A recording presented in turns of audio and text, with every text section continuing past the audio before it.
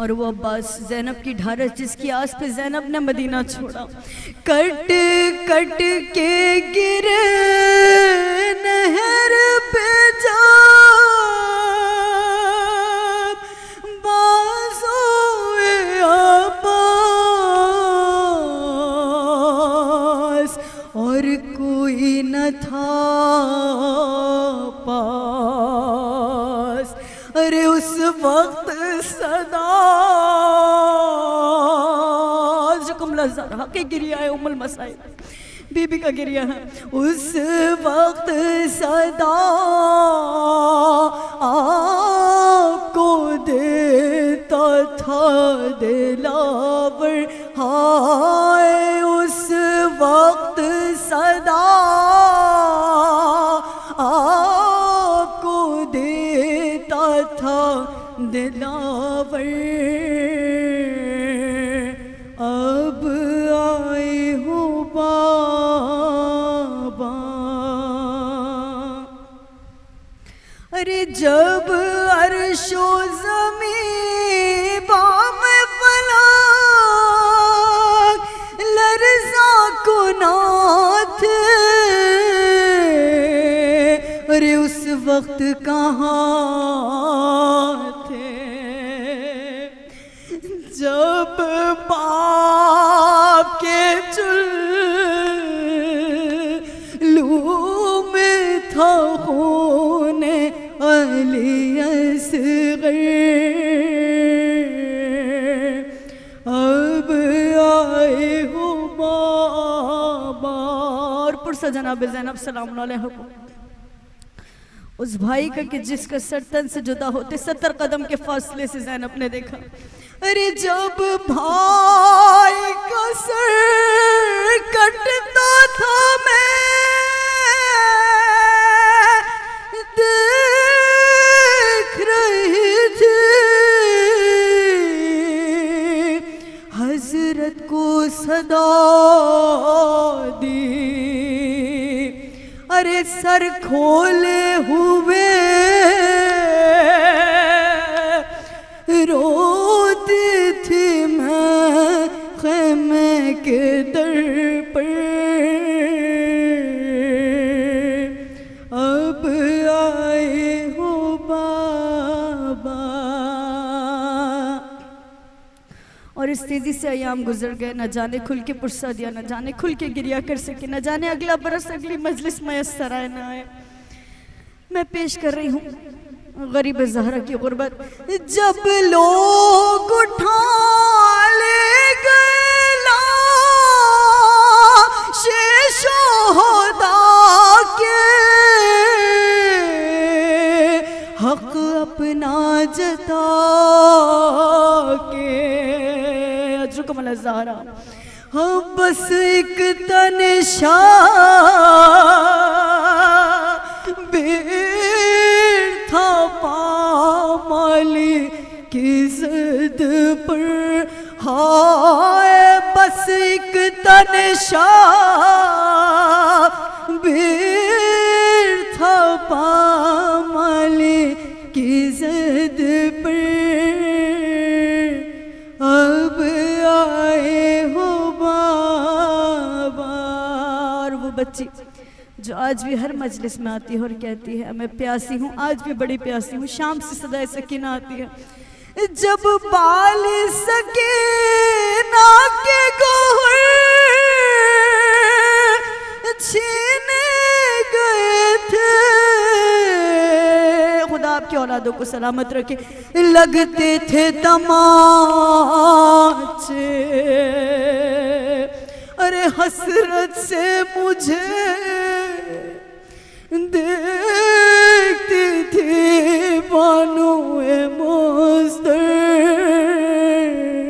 اب آئے ہو بابا،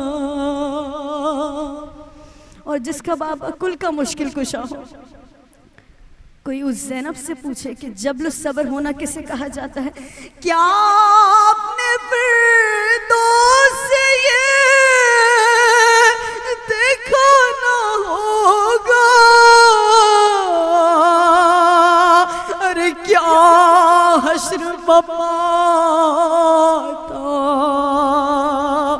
ارے جب پشت سے بیمار کے کھینچا گیا بستر، اب آئے ہو بابا. اور یہ بی بی قید السلاسل ہے، بے ردائی ہے، بازاروں و درباروں سے گزر رہی ہیں، خطبے سنا رہی ہیں، لہجہ علی میں کلام کیا، لیکن اپنے بھائی کی شہادت کا پیغام عام کیا. ایک رات کے مہمان ہے پھر قید السلاسل، اب آنے سے حاصل، ارے بازار میں ہم صبح کو جائیں گے کھلے سر، اب آئے ہو بابا. اجرکم اللہ زہرا. زینب نے کہا باپ کے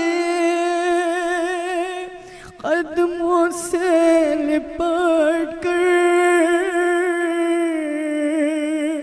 اب آئے ہو بابا.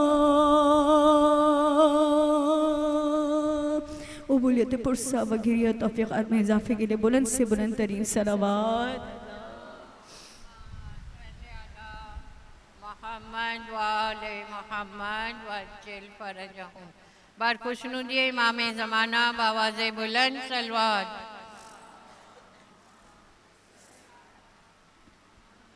آپ لوگ تھوڑا تھوڑا آگے آ جائیے پلیز. بار محمد وآل محمد صلوات.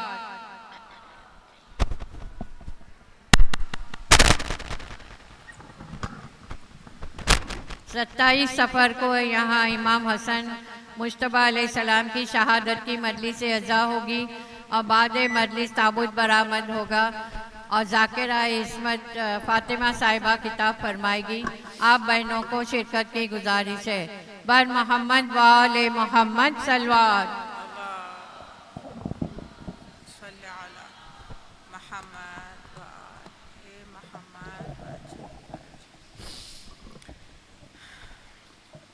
اعوذ باللہ من الشیطان اللعین الرجیم.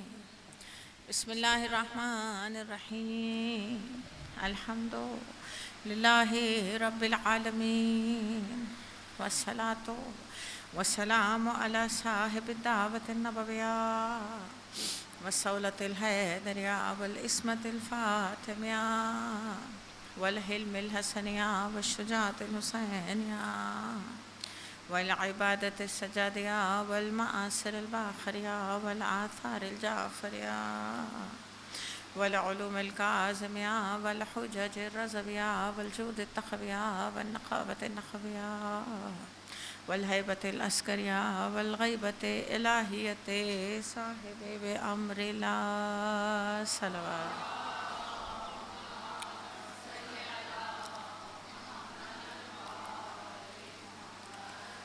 وأهل بيته الطيبين الطاهرين المعصومين.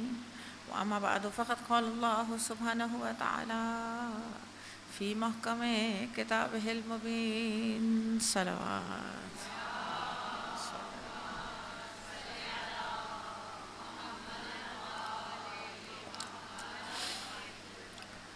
عزیزان محترم، قرآن کریم میں پروردگار عالم ارشاد فرما رہا ہے ان الدین عند اللہ الاسلام. خدا کے نزدیک اسلام سے زیادہ عزیز محبوب دین اور کوئی نہیں ہے. ایک واضح، کامل، خالص، پاک ترین راستہ دکھانے والا دین اسلام پروردگار عالم نے امت کے لیے، اس کی ہدایت کے لیے اور اسے راہ دکھانے کے لیے بھیجا. اب سوال یہ ہے کہ یہ اتنا عزیز ہے پروردگار کو کہ اس نے اس دین کے لیے 1,24,000 انبیاؤں کی جانیں صرف ہو گئی اس کو پھیلانے کے لیے، اس کو پہنچانے کے لیے. یہ ساری زندگیاں لگ گئیں، ساری اتنی ریاضتیں لگی، اتنی محنتیں لگی تاکہ اس دین کو پہنچایا جا سکے۔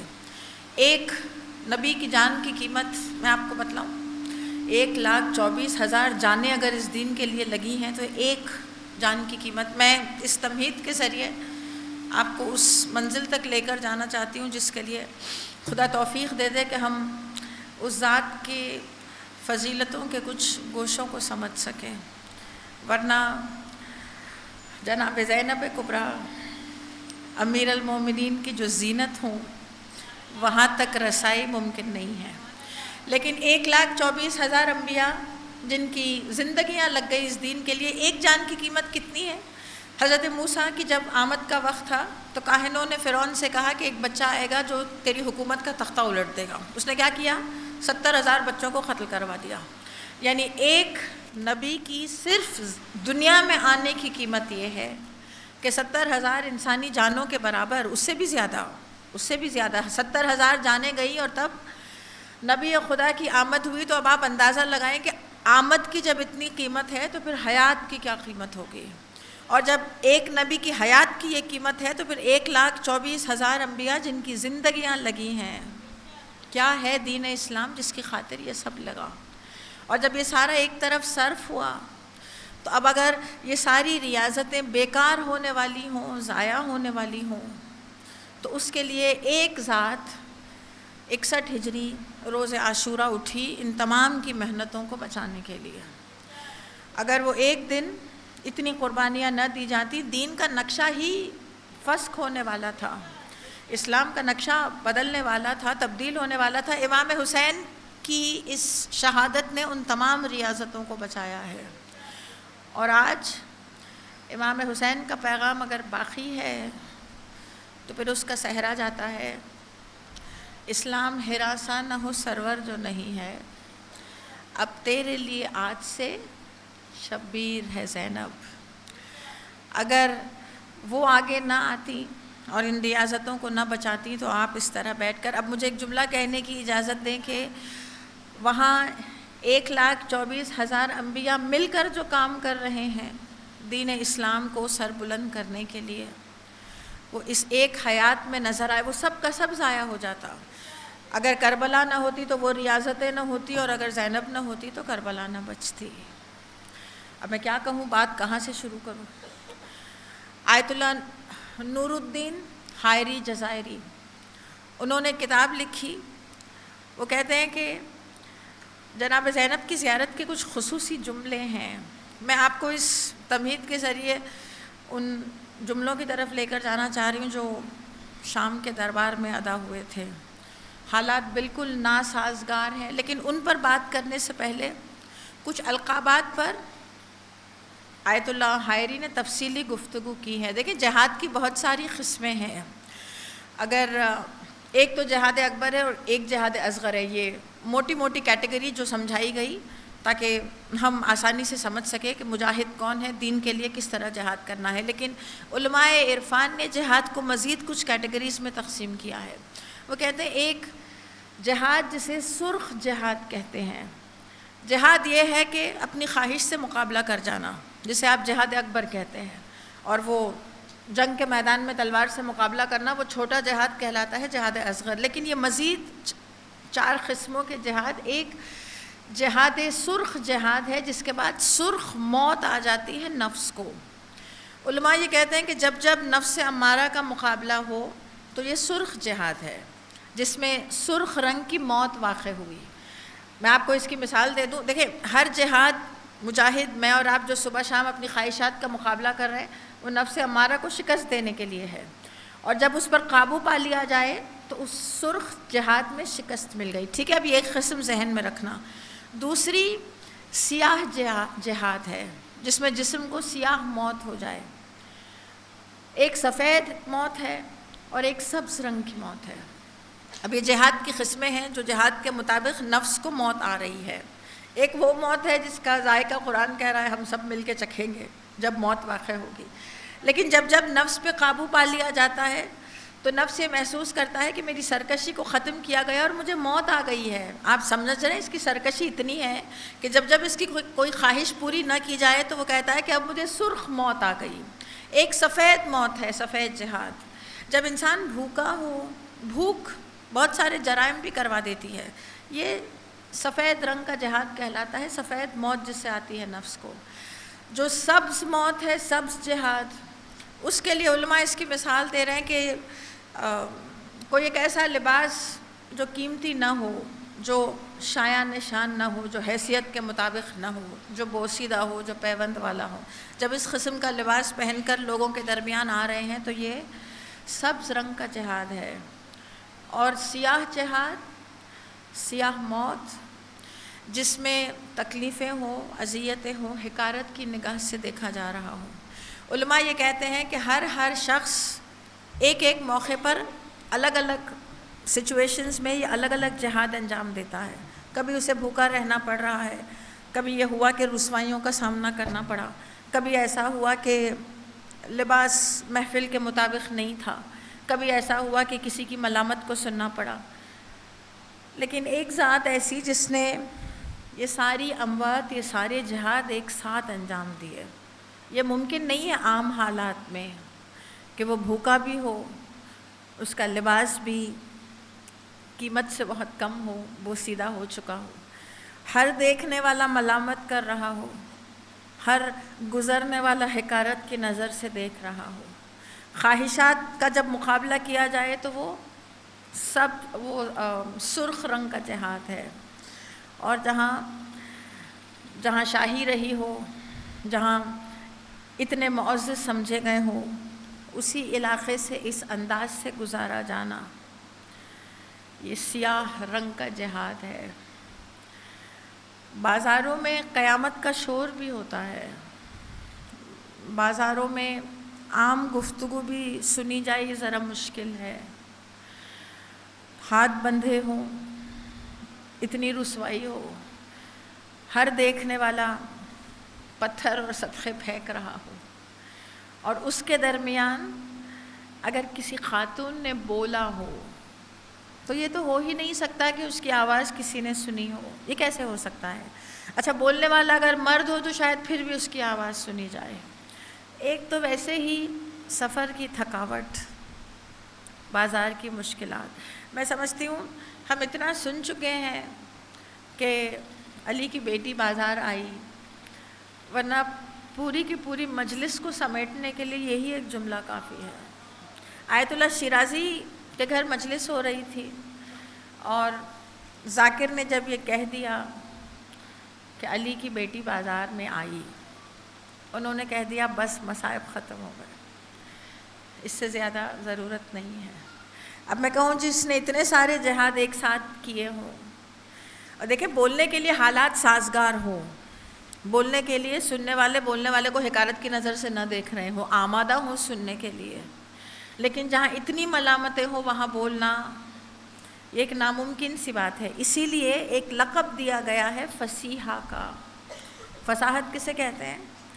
فصاحت کہتے ہیں صحیح الفاظ کے چناؤ کے ساتھ صحیح ترتیب میں بات بولی جائے, اس کو فصاحت کہتے ہیں. قرآن کو اسی لیے سب سے فصیح اور بلیغ کتاب کہا جاتا ہے, کیونکہ اکثر فصاحت اور بلاغت زیادہ نظموں میں نظر آتی ہے, کیونکہ شاعری کی خصوصیت یہ ہے کہ وہاں کم الفاظ میں زیادہ پیغام بھی دیے جا سکتے ہیں. لیکن شاعری میں ایک گنجائش یہ ہے کہ آپ وہاں حد سے بھی تجاوز اکثر شعراء کر جاتے ہیں. لیکن قرآن کا آنا, عربوں کو اسی بات پر ناز تھا کہ ہم بڑی بڑی نظمیں بڑی فصاحت اور بلاغت کے ساتھ بول دیتے ہیں, لکھ لیتے ہیں. بڑا زور تھا اس وقت شاعری کا, جب پروردگار نے اپنے حبیب سے کہا کہ ہمارا حبیب شاعری نہیں کرتا. قرآن کی آیت ہے ہمارے حبیب کو شاعری زیب نہیں دیتی. اس وقت وہ بڑی بڑی نظمیں اور بڑے اشعار صرف بولتے نہیں تھے, حفظ بھی کر لیتے تھے. آپ وہ جو جانتے ہیں اشعار کا کمپٹیشن ہوتا تھا, سبعات معلقات, کعبے پر سب سے بہترین نظمیں لا کر لکھی جاتی, اس میں 7 نظموں کو چنا گیا, اور پھر اس میں سے ایک جب رسول اکرم نے قرآن کی کچھ آیتیں لگائی تو وہ کوئی نظم نہیں تھی, وہ سورہ کوثر کی مختصر سی 3 آیتیں تھیں, اور نیچے آ کر کسی شاعر نے یہ لکھ دیا ما ھذا کلام البشر, یہ انسان کا کلام ہے ہی نہیں. تو انہیں اس بات پر جب تک قرآن نہیں آیا انہیں اس بات پر بڑا فخر تھا کہ ہم بڑے فصیح اور بلیغ ہیں. میں آپ کو ذرا سا تاریخ کے ذریعے ان جملوں کی اس خطبے کی اہمیت بتلانا چاہتی ہوں جو شام کے دربار میں یا کوفے کے دربار میں یا کوفے کے بازار میں دیا گیا. حالات جہاں بالکل بولنے والے سے سازگار نہ ہوں, سننے والے نہیں سننا چاہتے, ہاتھ کھلے نہیں ہو, کیسے بولا جائے بندے ہاتھوں کے ساتھ؟ آپ باندھے کسی خطیب کے ہاتھ, وہ نہیں بول سکتا. لیکن پھر ان حالات میں کچھ ایسا بولنا کہ اثرات ان ہر کتاب میں آج تک جو جملے ملتے ہوں. جس وقت یونائٹڈ نیشنز اپنا چارٹر بنا رہا تھا سیکنڈ ورلڈ وار کے بعد, تو انہوں نے یہ طے کیا کہ جو اچھی خطابتیں ہوئی ہیں, اچھے حکمرانوں نے جو خطبے دیے ہیں, ان میں سے کچھ جملوں کو چنا جائے. اس چارٹر کو انسانیت کے حقوق کا چارٹر بنا رہے تھے, ہیومن رائٹس کا. تو انہوں نے یہ طے کیا کہ بڑے بڑے حکمران اچھا بول کے جاتے ہیں, تو اس میں سے ہم کچھ جملے نکال لیں ان کے خطبوں میں سے, ان کی تقریروں میں سے, تاکہ ہم اس چارٹر کا حصہ بنا سکیں. تو انہوں نے بہت سارا انتخاب کیا. کوفے کے منبر پر کسی نے 1400 سال پہلے خطبے دیے تھے, انہیں وہ بڑے فصیح اور بلیغ لگے. انہوں نے کہا یہ بولنے والا اگر آج زندہ ہوتا مسجد کوفہ میں, تو کوفے کی مسجد میں ہیٹ والے بیٹھے ہوتے, یعنی یہودیوں کی کثرت ہوتی وہاں پر, وہ ہیٹس پہنتے ہیں. تو آج یہ نہیں ہے, یہ اس طرح فصیح اور بلیغ بول کر گئے. عربوں نے قرآن کے آنے کے بعد یہ عاجزی کا اظہار کیا کہ ہم اتنی فصاحت اور بلاغت نہیں بتلا سکے جتنی اس کتاب میں ہے. ہم اس کے چیلنج کا جواب دے ہی نہیں سکتے, ہم اس کے جواب میں ایک بھی سورہ, ایک بھی آیت نہیں لا سکتے. انہیں ایک اور بات پر بڑا ناز تھا, اپنے حافظے پر. میں ذرا سا 2 جملے اس پر بولنا چاہوں گی. وہ ہر چیز حفظ کر لیا کرتے تھے. ایک تو پہلے بڑی نظمیں لکھتے, اشعار لکھتے, خطبے لکھتے, جس میں پنکچویشنز بھی نہیں ہوتے, زیر زبر پیش. وہ کہتے تھے زبان ہی میں اتنی طاقت ہو کہ پنکچویشنز کی لفظ اتنا مضبوط ہو, کمپیکٹ ہو اتنا کہ زیر زبر پیش کی ضرورت نہ پڑے. لیکن مجھے بتائیں کیسے سمجھیں گے پنکچویشنز کے بغیر؟ وہ جو ایک مثال اکثر کتابوں میں دی جاتی ہے, روکو مت جانے دو. میں اگر روکو کے بعد کوما لگاؤں اس کا مطلب بدل جائے گا, اور میں کہوں روکو مت جانے دو, پوز اگر یہاں دیا گیا تو پھر جملہ بدل جائے گا. کتنی محنت کرتے ہیں بچوں کو فل سٹاپ اور کوما اور ایکسکلیمیشن وہ سب بتانے کے لیے. ضروری ہے, بات کیسے پہنچائی جائے گی, سمجھائیں گے کیسے؟ لیکن انہیں اس بات کا بڑا ناز تھا کہ ہم جب بولتے ہیں تو ہمیں پنکچویشنز کی ضرورت نہیں ہے, ہم زیر زبر پیش کے بغیر ہماری گفتگو کر لیتے ہیں. اور اپنے حافظے پر بڑا ناز تھا, بڑا طویل اور اچھا یاد کر لیا کرتے تھے اور حفظ کرتے تھے اسے. ہم شاید اس بہت بڑی نعمت سے محروم ہو رہے ہیں جب سے یہ سوشل میڈیا آیا ہے. اب کوئی کچھ بھی یاد نہیں کرتا, سب اسی میں لکھ لیا جاتا ہے, ریمائنڈرز بھی, نوٹس بھی. پہلے کبھی کبھار لوگ یہ کہتے ہوئے ملتے تھے کہ نمبرز مجھے اچھے یاد ہو جاتے ہیں, مجھے لوگوں کے نام یاد رہ جاتے ہیں, مجھے راستے. اب تو آپ کو گوگل میپ راستہ دکھا دیتا ہے, موبائل فونز میں آپ نمبر سیو کر کے رکھیں. ہمارا حفظ کرنے کی صلاحیت ختم ہو رہی ہے, یقین جانیں. میں آپ سے یہ نہیں کہہ رہی کہ قرآن کی آیتیں حفظ ہو, لیکن روزمرہ کے معاملات کی بھی یہ صلاحیت ختم. جب تک میری ذاتی صلاحیت استعمال نہ ہو, میموری کو بوسٹ کرنے کا طریقہ ہی یہ ہے. اب ہمیں کچھ بھی یاد نہیں رہتا, اور مجھے خوف ہے وہ جو آنے والی نسل آ رہی ہے جو بیچاری ہر چیز چیٹ جی پی ٹی سے پوچھ کے لکھتی ہے, ان کے پاس بالکل صلاحیتیں, بالکل حافظہ نہیں ہوگا, کیونکہ اب وہ کچھ بھی یاد نہیں کرتے, وہ اے آئی کے ذریعے سب کچھ کر رہے ہیں. ہم بھی اسی میں شامل ہیں. صلاحیت سوچنے کی, سمجھنے کی, یاد کرنے کی, حفظ کرنے کی ختم ہو رہی ہے. وہ یاد کر لیا, اب ہم کیا یاد کر رہے ہیں؟ میں کہوں ہم یاد تو کچھ نہیں کر رہے, ہم ذہن میں بہت کچھ فیڈ کر رہے ہیں, وہ جو وہ دکھا رہا ہے نا, وہ انگلیاں چلتی جائیں اور نئے موضوعات آتے جائیں. اور بس ایک جملہ کہہ کے اس موضوع کو ختم کروں کہ ذہن کو ایک ڈسٹ بن بنا کے رکھ دیا ہے. ظاہر ہے اتنے ٹاپکس اگر ایک ساتھ فیڈ کریں گے آپ 1 گھنٹے میں, جتنی دیر انگلیاں چل رہی ہیں, تو وہ ذہن میں کچرا ہی گیا, اس کے علاوہ پھر نکلے گا بھی کچرا ہی, یعنی کوڑا دان بنتا جا رہا ہے ہمارا ذہن. تو وہ اس بات پر ناز کرتے کہ اشعار بھی ہمارے ایسے, ہمارے پاس حافظہ بھی ایسا, اور ہماری زبان بھی اتنی مضبوط. جب تک قرآن نہیں آیا انہیں اس بات پر بڑا ناز تھا. قرآن کے آنے کے بعد انہوں نے کہا اس سے فصیح اور بلیغ کتاب ہم نے نہیں دیکھی. پھر کائنات کی ایک ذات جس نے کوفے کے منبر سے اس طرح کے خطبے دیے, ان سے کہا گیا کہ یہ فصاحت اور بلاغت کے ماہر ہیں, اسی لیے تو ایک کتاب جسے نہج البلاغہ کہا جاتا ہے وہ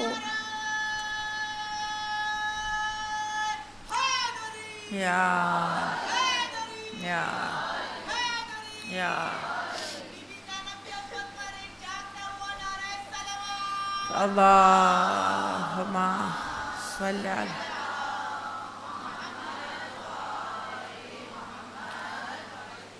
پھر ایک ذات ایسی بعد امیر المومنین جسے یہ فصیحہ کا لقب دیا گیا، عبداللہ ابن عفیف جو اس وقت دربار میں موجود تھے، انہوں نے فوراً، یہ دیکھ نہیں سکتے، آنکھیں چلی گئی ہیں، ایک جمل میں اور ایک صفین میں، امیر المومنین کے ساتھ تھے، ساتھ جو بیٹھا ہوا ہے اس سے پوچھ رہے ہیں کہ بھائی کیا آج قیامت کا دن ہے؟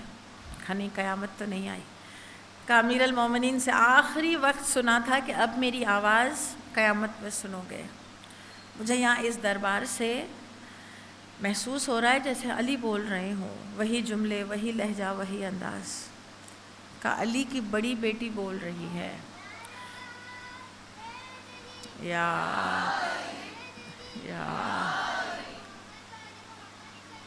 اللہم صلی علی۔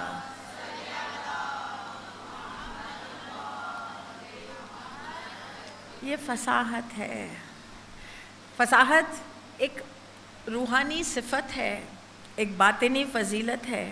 یہ رسول اکرم کہا کرتے تھے کہ خدا نے مجھے یہ فیض دیا ہے کہ میں الفاظ کی جامعیت رکھتا ہوں۔ آپ سمجھ رہے ہیں، میں الفاظ وہ ظاہر کرتا ہوں جس سے پیغام اثر انداز بھی ہو اور پیغام پہنچ بھی جائے۔ اب آپ سمجھے یہ کہاں سے ملا؟ وراثت میں نانا سے ملا ہے یا بابا سے ملا ہے، لیکن یہ ایک فصیحہ جو لقب دیا گیا اس فصاحت اور اس بلاغت کے سبب۔ کعبۃ الرضایا بھی کہا جاتا ہے۔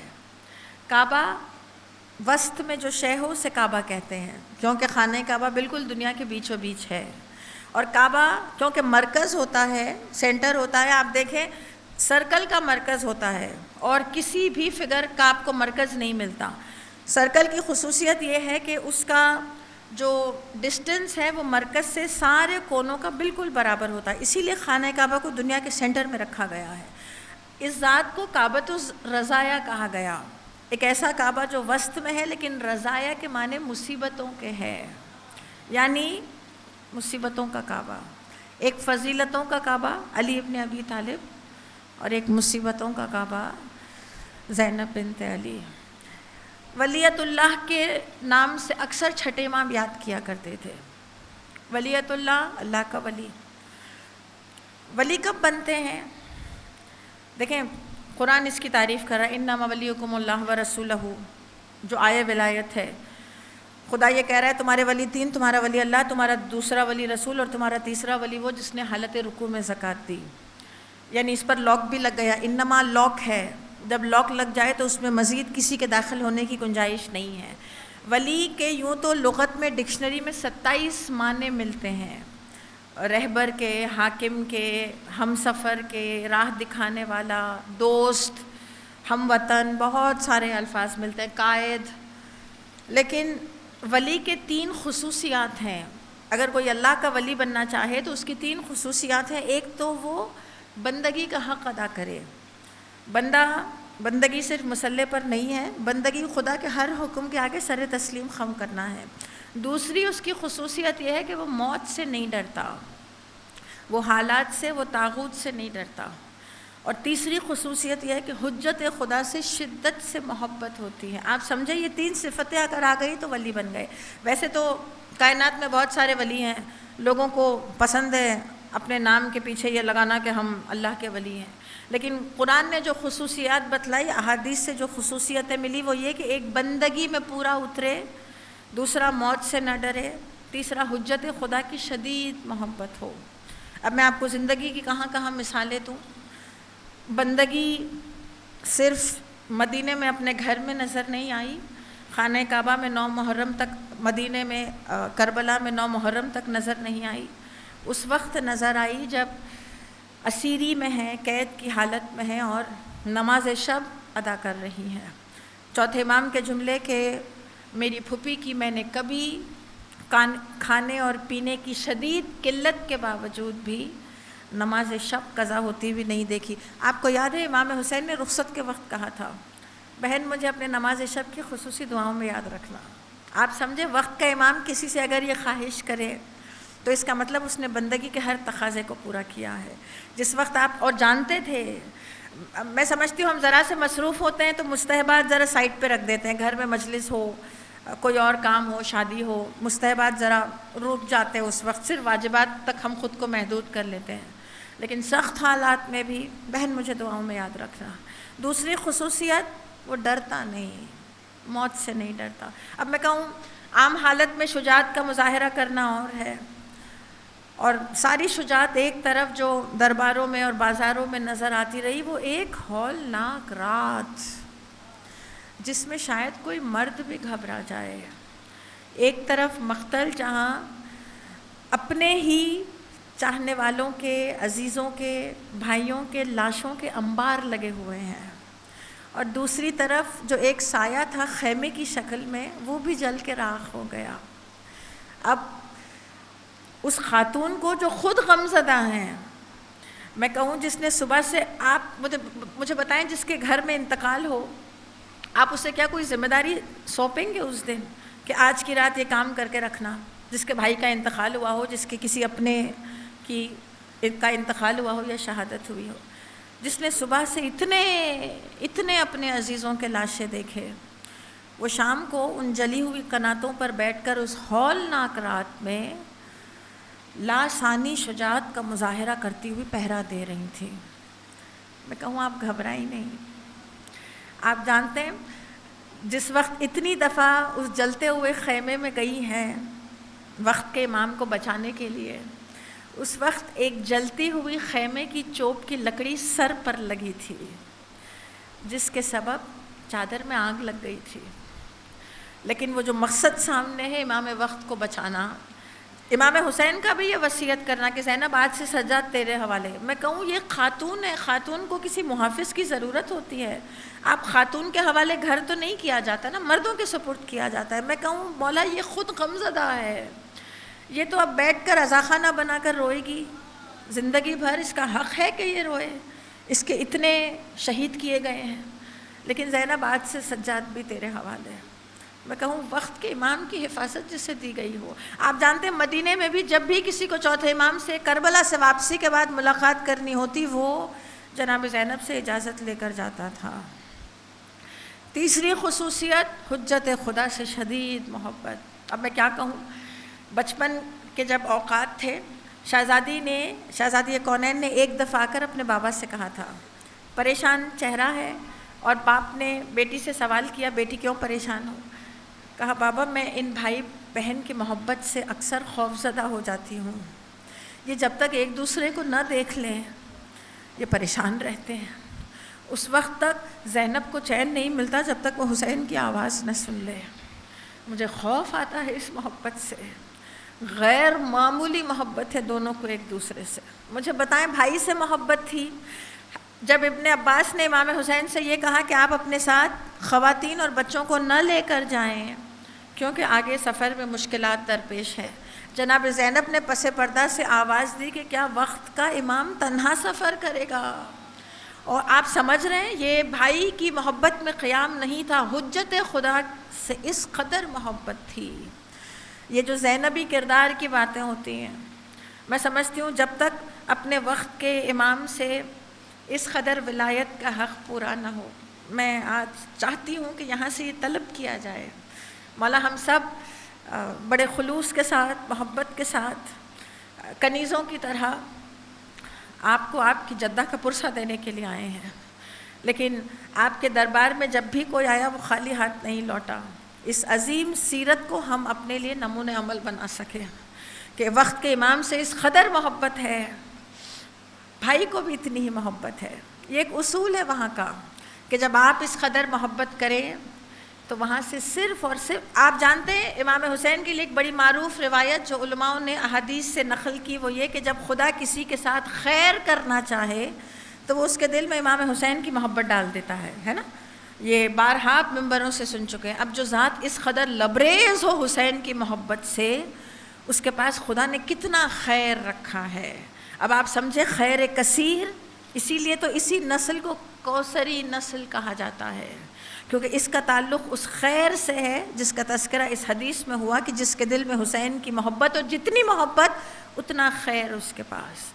ولیۃ اللہ، چھٹے امام جس لقب سے یاد کرتے تھے، وہ جب پہنچی ہیں وہاں پر، میں ایک اب شجاعہ، فصیحہ، عالمہ غیر معلمہ، میں بہت سارے القابات ہیں جس کے لیے بہت ساری تشریحات کی ضرورت ہے۔ زیارت کے جو جملے ہیں اگر آپ دیکھیں تو اس میں بہت سارے القابات نقل کیے گئے ہیں، کوٹ کیے گئے ہیں، لیکن جس وقت شام میں داخل ہو رہی تھی، آپ جانتے ہیں حضرت موسیٰ جب فرعون کے علاقے میں آئے، حضرت موسیٰ نے کہا پروردگار مجھے مدد کی ضرورت ہے کیونکہ میں دشمن کے علاقے میں جا رہا ہوں، وہاں پر دشمنوں کی کثرت ہے، وہاں پر سارے کے سارے فرعون کو کی پرستش کرنے والے، خدائی کا دعویٰ کرنے والے کی، اور مجھے مدد کی ضرورت ہے۔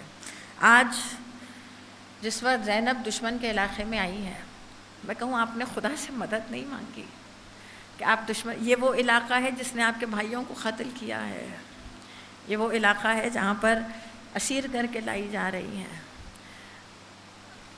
آپ جانتے ہیں جس وقت باب السعد سے داخل ہوئی، اس وقت اس قدر آنکھوں سے آنسو رواں تھے، اس قدر بے چین تھی، اس وقت مستر تھی، کیونکہ بار بار سارا راستہ یہ شمر سے کہہ رہی تھی اس راستے سے ہمیں لے کر جا جہاں پر تماشائی کم ہو۔ 3 راستے ہیں جو شام تک جاتے ہیں، ایک راستہ جہاں پر بازار بھی کم تھے، راستہ بھی مختصر تھا، لیکن اس راستے سے نہیں لے کر گئے کیونکہ وہاں پر کچھ ایسے گھر تھے جو اہل بیت کے محب تھے، تو اس راستے کا انتخاب نہیں کیا گیا۔ ایک اور سیدھا سیدھا راستہ تھا، لیکن ایک اور راستہ ہے جو بڑی مشکلات سے ہوتا ہوا، یعنی اب میں کیا کہوں کہ جہاں پر چلنے کے لیے راہ بھی ہموار نہ ہو، اس تیسرے راستے سے لے کر گئے تھے جو بہت طویل تھا۔ راستے میں بازار بھی آئے، ایک علاقے میں جہاں شادیاں بج رہے تھے، جناب فضا سے کہتی ہے جاؤ جا کر دیکھو یہ ہماری آمد کی خوشیاں منا رہے ہیں۔ جناب فضا باہر آ کر کہتی ہیں بیوی ان کے گھر ایک بچی کی ولادت ہوئی ہے، گھرانہ اہل بیت کے چاہنے والوں کا ہے، اور اس بچی کا نام انہوں نے زینب رکھا ہے۔ کہا جاؤ بچی کی ماں کو بلا کر لاؤ۔ کہا کس سبب سے تو نے نام زینب رکھا ہے؟ کہا آپ نہیں جانتی رسول کی نواسی علی کی بڑی بیٹی کا نام زینب ہے۔ کہا جانتی ہے اس وقت زینب کہاں ہے؟ کہا مدینے میں ہے، اپنے نانا کے روضے میں کے قریب محل بنی ہاشم میں رہتی ہیں۔ اب کیا کہیں، سر جھکا ہوا ہے اور یہ نہیں بتلایا کہ میں کون ہوں۔ اس علاقے سے گزرنا، اور پھر مجھے آپ جانتے ہیں سورہ آل عمران کی ایک آیت ہے جس میں پروردگار خالص ایمان کی علامت بتلا رہا ہے، آیت نمبر 45 اور 46، جس میں خدا 6 صفتیں بتلا رہا ہے۔ مومن کی علامت یہ ہے کہ وہ مومن کے ساتھ تو خاکساری سے پیش آئے، لیکن جب دشمن کے سامنے آئے تو وہ جرت کا مظاہرہ کرتا ہے، وہ ہمیشہ خدا کی راہ میں جہاد میں مصروف رہتا ہے، اور اس کے نتیجے میں خدا بھی اس سے محبت کرتا ہے۔ یہ جو ایمان کی علامتیں بتلائی گئی ہیں، میں ذرا سی اس کی تشریح کر دوں، چند جملے میں کہوں وہ روح کو لرزہ دینے والے جملے جو شام کے بازار میں کہے تھے، پھر ہم کھل کے مصائب میں داخل ہو جائیں۔ جب پہنچی ہیں اس دروازے تک جس کے باہر بہت دیر تک کھڑی رہیں، اس وقت اپنے بابا کو مدد کے لیے بلایا تھا، کیونکہ آگے جان رہی تھی کہ شرابی کا دربار ہے، اپنی ماں کو دربار سے واپس آتے ہوئے دیکھا تھا، اور یہ بار بار اپنے بھتیجے سے کہہ رہی تھی کہ میں بازار سے ہو آئی لیکن سجاد میں دربار نہیں جاؤں گی، میں دربار نہیں جاؤں گی۔ خدا شام کی زیارتوں سے مشرف کرے۔ ایک عجیب و غریب مرحلے کا دربار تھا جس میں کئی 100 کرسی نشینوں کی گنجائش تھی، جہاں پر میں اس دربار میں داخل نہیں ہوں گی۔ اس نے کئی علاقوں سے کئی سفیروں کو بلوایا تھا اپنا رعب اور دبدبہ ظاہر کرنے کے لیے کہ اگر کسی نے میرے خلاف بغاوت کی تو اس کا یہ حشر ہوگا۔ اس کثرت سے جہاں اپنے اور غیر سب اس دربار میں بیٹھے ہوئے تھے، اس وقت اپنے بابا کو مدد کے لیے بلایا تھا۔ اب دربار میں داخل ہونے کے بعد کچھ نظر آیا کہ پھر وہ خود کو ضبط نہ کر سکی، ورنہ ارادہ نہیں تھا بولنے کا۔ وہ کیوں بولیں گی؟ ایک بیبیوں کے درمیان جھرمٹ کے اندر بیچ میں کھڑی تھی. شمر جب ایک ایک کی طرف انگلی اٹھا کر بتا رہا تھا, کئیوں کا تعارف ہو گیا. یزید نے سوال کیا, زینب کہاں ہے, علی کی بڑی بیٹی کہاں ہے. پھر جب اس نے تیسری مرتبہ سوال کیا تو شمر نے اشارہ کیا کہ وہ جو درمیان میں کھڑی ہے وہ زینب ہے. تازیانہ لے کر آگے بڑھا اور یہ سوچ کر کہ کسی اور کی پشت پر تازیانہ نہ لگے, اب وہ بیبیوں کے جھرمٹ سے باہر نکلی اور جیسے ہی باہر آئی کچھ نظر آیا. سنیں گے کیا دکھا؟ تخت کے نیچے حسین کا سر نظر آیا.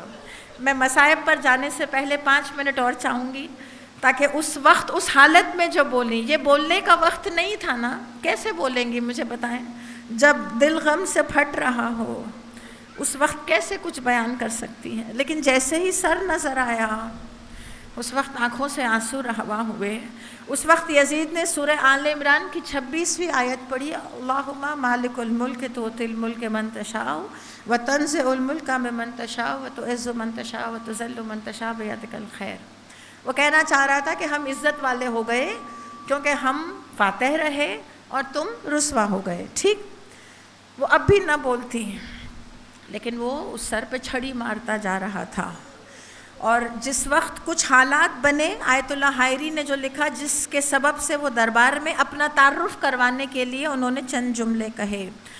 یہی وہ موقع ہے جب جناب سکینہ کو کنیزی کے لیے مانگا گیا تھا اسی وقت, اور کیونکہ وہ مسلسل سر کے ساتھ بے ادبی کر رہا تھا. پھر جناب زینب نے قرآن کی ایک آیت پڑھی, اطیعوا اللہ و اطیعوا الرسول و اولی الامر منکم. یزید نے سوال کیا, زینب بتانا تو سب سے بڑی مصیبت کون سی تھی روز کربلا؟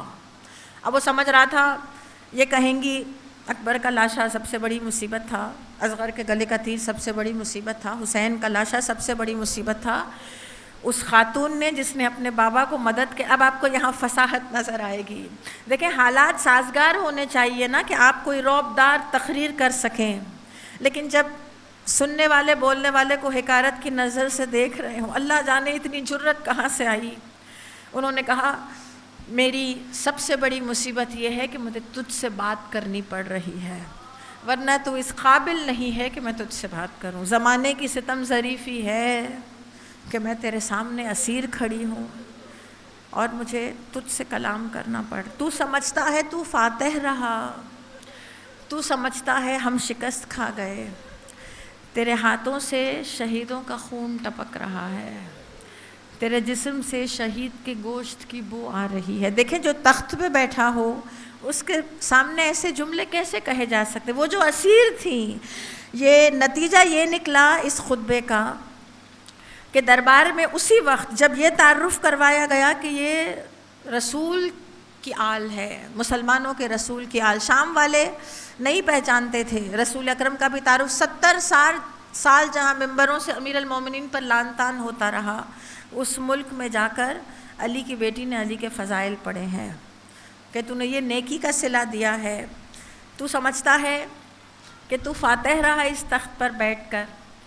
سلطنت, حکومت, خدا کی خلافت ہم اہل بیت کا حق ہے. اس نے کہا تھا کہ کاش میرے اجداد آج زندہ ہوتے تو دیکھ لیتے کہ میں نے بدر کا انتقام کیسے لے لیا. کاش آج وہ ہوتے تو دیکھتے کہ کس طرح میں نے ان کو رسوا کیا جنہوں نے ان کا قتل کیا تھا.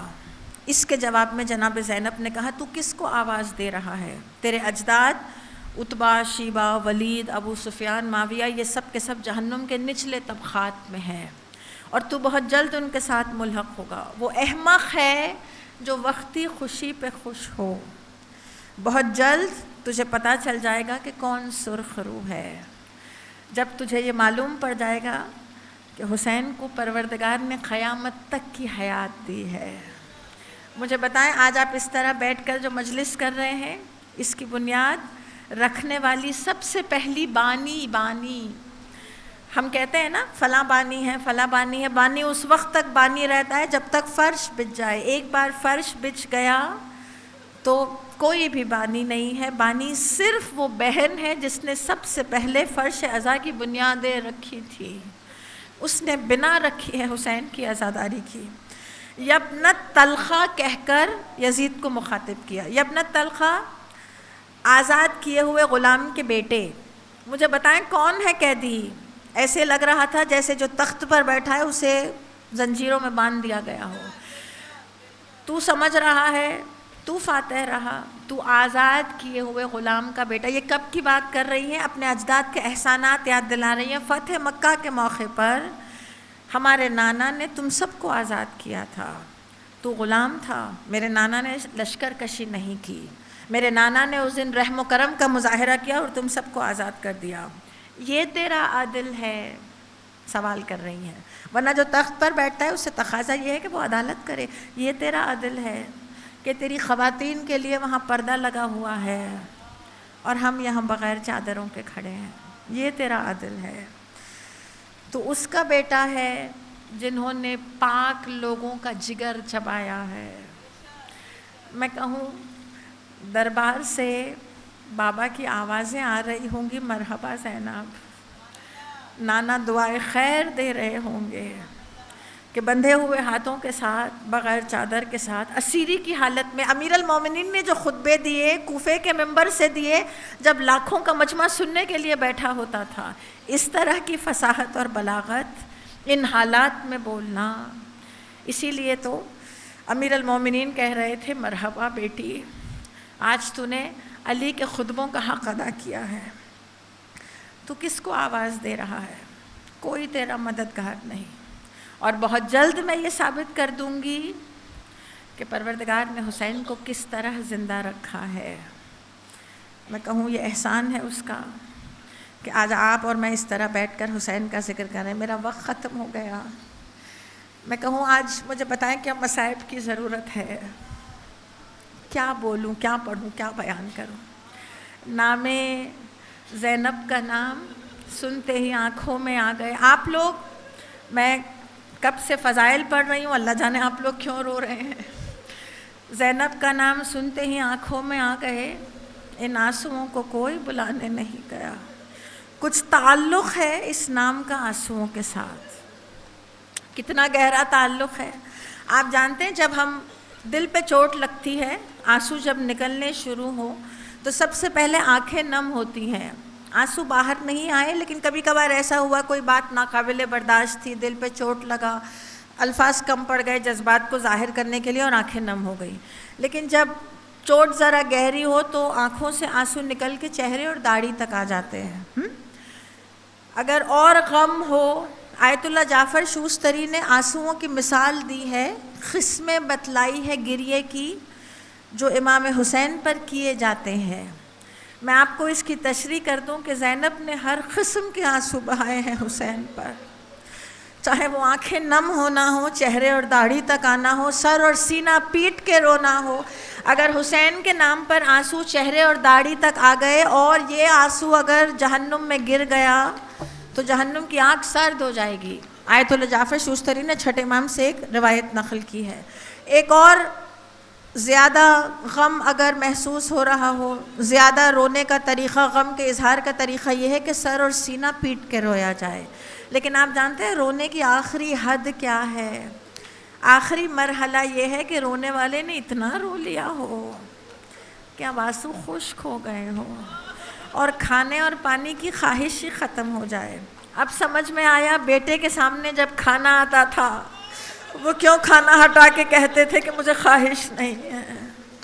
کوئی اتنا رو لے حسین پر. آپ خوش قسمت ہیں, آپ رو سکتے ہیں, آپ جہاں چاہیں گریا کر سکتے ہیں, آپ جہاں چاہیں فرش بچھا سکتے ہیں. زینب کو یہ نصیب نہیں ہوا, وہ دل کھول کے نہ رو سکی. وہ کب روئی ہے حسین پر؟ جب چہلم کرنے آئی تھی, اس موقع پر وہ خوب روئی ہے. مقدس اردبیلی کہتے ہیں ہم امام حسین کی زیارت کے لیے روز 40 کربلا پہنچے. آپ جانتے ہیں ایک عظیم ازدحام تھا روز چہلم امام حسین کے حرم پر. اس بہن نے یہ خواہش کی تھی کہ روز 40 میرے بھائی کا شہر آباد رہے. لیکن آپ جانتے ہیں حسین کہاں تھے روز چہلم؟ حسین شام کے اس روزے میں تھے اپنی بہن کا شکریہ ادا کرنے کے لیے. مقدس اردبیلی کہتے ہیں کہ ہم 40 کے روز کربلا پہنچے زیارت پڑھنے کے لیے. میرے کچھ طالب علم جو اسٹوڈنٹس تھے وہ میرے ساتھ تھے. ان میں سے ایک بڑی اچھی لہن میں مصائب پڑھا کرتا تھا. میں ہر جگہ زیارت پڑھتا اور ہم اس سے کہتے کہ 2-4 جملے مصائب کے پڑھ لو تاکہ یہاں کچھ گریا ہو جائے. ہم جیسے ہی بین الحرمین میں کھڑے تھے گنبد کی طرف دیکھ رہے تھے, ازدحام بہت تھا, ہم اندر نہیں گئے. میں نے وہیں کھڑے کھڑے زیارت پڑھنی شروع کی. اتنے میں کوئی میرے پاس آ کر کھڑے رہے عربی لباس میں. انہوں نے مجھ سے کہا ذرا بلند آواز سے پڑھیں میں بھی سن لوں. ان کی آواز میں رعب تھا, میں بڑی آواز سے پڑھنے لگا. 2-3 جگہ انہوں نے میری عربی ٹھیک کی. میں نے جیسے ہی زیارت ختم کی میں نے پلٹ کر کہا وہ کہاں گیا جو مصائب پڑھتا ہے؟ کہ نہیں معلوم کہاں چلا گیا, ابھی تو یہیں کھڑا تھا. انہوں نے کہا اجازت ہے میں مصائب پڑھ دوں. کہا آپ کو آتے ہیں مصائب پڑھنا؟ پڑھیے. انہوں نے صرف ایک جملہ کہا گنبد کی طرف دیکھ کر آہ بھری اور کہا حسین ہم نہیں بھول سکتے وہ وقت جب آپ زینب سے رخصت ہو رہے تھے. میں نہیں بھول سکتا اس وقت زینب کا رونا جب آپ زینب سے رخصت ہو رہے تھے. یہ کہہ کر وہ نظروں سے غائب ہو گئے. مقدس نے پلٹ کر کہا امام وقت آئے تھے مصائب پڑھنے کے لیے. وہ بہت روئی ہے عصر عاشور, بہت روئی, لیکن حسین نے اب تسلی دی تھی زینب اگر اس طرح روتی رہو گی تو پھر میری بچیوں کو دلاسا کون دے گا, میرے قافلے کو کون سنبھالے گا. زینب نہیں رونا, زینب ہمت سے کام لینا. نہیں روئی. آپ جانتے ہیں جب چہلم کرنے واپس آئی تو کیا کہا حسین کی لحد پر؟ حسین اب رو رو کے غش نہیں آتے زینب کو.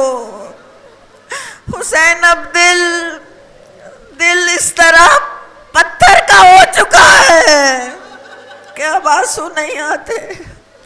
حسین آنکھیں پتھرا گئی ہیں, دل پہاڑ کی مانند ہو گیا ہے.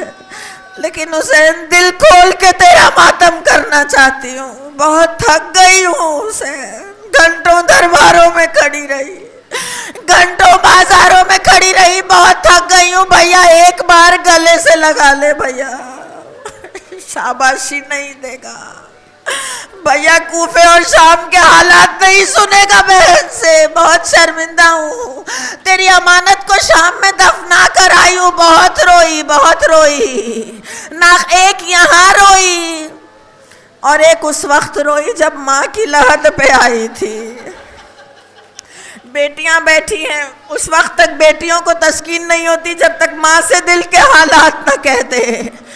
بازاروں میں, درباروں میں, بھائیوں کی لحد پہ جا کر, نانا کے روضے پر جا کر, ایک گٹھری ہے جو سینے سے لگی ہوئی ہے, کچھ ہے جو اس میں چھپا کے رکھا ہے. آدھی رات کو گھر سے برآمد ہوئی, کنیز پیچھے پیچھے نکلی دیکھنے کے لیے کہ شہزادی اس وقت کہاں جا رہی ہے. دیکھا بکی میں داخل ہو کر ایک لحد پہ خود کو گرا کے کہتی ہے اماں اٹھو زینب آئی ہے. اماں جب بھی کوئی پردیس سے آتا ہے تحفہ لاتا ہے, میں بھی تیرے لیے تحفہ لائی ہوں. اب وہ جو سینے سے, آپ جانتے ہیں کربلا سے جب واپس آئے سب کے پاس چھوٹی چھوٹی گٹھریاں تھی. فروا اپنی گٹھری لے کر بقی پہنچی ہے امام حسن مجتبیٰ کی لحد پر. رباب کے سینے سے جو لگا ہوا ہے اس میں جھولے کی لکڑیاں ہیں, خون آلود گوشوارے ہیں. اب زینب نے وہ کھولا جو سینے سے لگا کے رکھا تھا, ایک خون آلودہ پھٹا ہوا کرتا ہے اس میں. اماں یہ وہی کرتا ہے جو آپ سیتی جاتی تھی. اماں جس طرح یہ کرتا پھٹ کے پارا پارا ہو چکا ہے, ظالموں نے تیرے لختے جگر کو بھی ٹکڑے ٹکڑے کر دیا. اماں حسین پناہ مانگتا تھا, کوئی پناہ دینے والا نہیں تھا. وہ پانی مانگتا تھا, کوئی پانی دینے والا نہیں تھا. اماں میں نے ان آنکھوں سے بھائی کا گلا کٹتا ہوا دیکھا ہے. خوب رودات سنائی, بہت روئی, اتنا روئی کہ غش آ گیا. بس آپ رو چکے زحمت تمام. مجھے بتائیں آج مجلس میں کون کون آیا ہوگا؟ آج حسین آئے ہوں گے, آج سید سجاد آئے ہوں گے جس نے جناب زینب کا جنازہ اٹھایا. شام چلی گئی ہیں جہاں پہ حضرت عبداللہ کی جائیداد ہے, وہاں مقیم ہے کیونکہ مدینے میں رہنے نہیں دیا گیا. شام چلی گئی, روایتوں میں ملتا ہے وہ درخت جہاں پر حسین کا سر لٹکایا گیا تھا اکثر وہاں بیٹھ کے گریا کیا کرتی. ایک شامی نے ایک دفعہ آ کر ایک بیلچا مارا تھا جو زخم کا سبب بنا، اور کئی روایتوں میں ہے کہ یہی شہادت کا سبب بنا۔ آخری سانسیں جب لے رہی ہے، اب میں کیا کہوں، بھتیجا قریب ہے، اور جانتے چوتھے امام کیا کہہ رہے تھے؟ پھوپھی اماں آج سجاد دوبارہ یتیم ہو رہا ہے، آج پھر میں یتیم ہو گیا۔ جنازہ اٹھا رہے ہیں لیکن اکیلے چوتھے امام نہیں ہے، سنیں گے ایک طرف سے آواز آئی میں حسین ہوں، دوسری طرف سے علی اکبر نے کاندھا دیا، ایک طرف سے عباس نے اٹھایا۔ اس نے اکیلے 72 لاشوں کو دفن کیا تھا، آج 72 آئے ہیں زینب کا جنازہ اٹھانے کے لیے۔ بس آخری جملے چوتھے امام نے لحد میں اتارا، لاش کو لحد میں اتارا۔ ایک مرتبہ جب جھک کے دیکھا تو محسوس کیا چہرے پر جو کپڑا ڈالا گیا تھا وہ تر ہو چکا ہے۔ ایک مرتبہ آنکھوں شانے کو ہلا کے کہتے ہیں پھوپھی اماں کتنا روئیں گی بابا پر، کیا لحد میں بھی حسین کی عزاداری کرتی رہے گی؟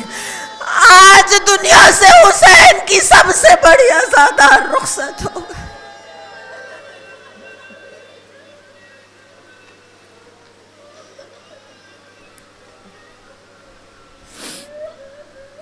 الا لعنت اللہ علی القوم الظالمین وسيعلم الذین ظلموا ای منقلب ینقلبون۔ پروردگار ناسوں کا واسطہ، جناب زینب پر یہ بہنے والے آنسو، دل کہتا ہے ماں بھی دعائیں دے رہی ہوگی، حسین آئے ہوں گے۔ چوتھے امام آپ کے لیے دعا گو ہے۔ پروردگار ناسوں کا واسطہ اللہم عجل ولیک الفرج، امام عصر کے ظہور میں تعجیل فرما۔ امام عصر کے حضور اس شہادت کی تعزیت پیش کرتے ہیں، ورثہ کو پرسہ دیا جاتا۔ مولا یہ مجلسیں آپ کے دل کی تسکین کا سبب بنے، قلب مبارک امام کو ہم سے راضی کر دے۔ پروردگار جو یہاں حاجتیں لیے بیٹھے ہیں، پریشان حال ہیں، مریض ہیں، مشکلات میں ہیں، حسین کا واسطہ ہماری مشکلیں آسان فرما۔ جہاں جہاں مومنین دشمنوں کے حصار میں ہے، مومنین کی نصرت فرما۔ پروردگار دشمنوں کو نیست و نابود فرما۔ ہمیں توفیق دے اس فرش عزا کا واسطہ ہم روز محشر جوار محمد وآل محمد میں محشور ہو سکیں۔ سورہ فاتحہ برائے مرحومین۔ بسم اللہ مالک یوم الدین صراط المستقیم صراط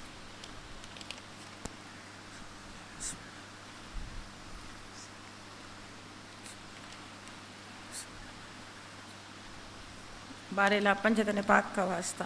سورہ فاتحہ کا ثواب مرزا اطہر حسین ولد ابن حسن، مطہر حسین ولد اطہر حسین، رضا حسین ولد مطہر حسین، محمد علی ولد اسد علی، شاداب زہرا ولد اطہر حسین، زاہدہ بیگم ولد مقبول حسین، واجد علی ولد محمد علی، محمد کمیل ولد مقبول حسین۔ آپ سب حاضرین مجلس کے مرحومین، علماء، شہداء، مجتہدین، بالخصوص جن کا اس دنیا میں یاد کرنے والا کوئی نہیں، ان سب کے ارواح کو پہنچے۔ پروردگار ہمارے مرحومین کے گناہان کبیرہ اور صغیرہ کی مغفرت فرما، ان مرحومین کو اپنے جوار رحمت میں جگہ عنایت کر دے۔ ربنا تقبل منا انک انت السمیع العلیم۔ مات اللہ حسین۔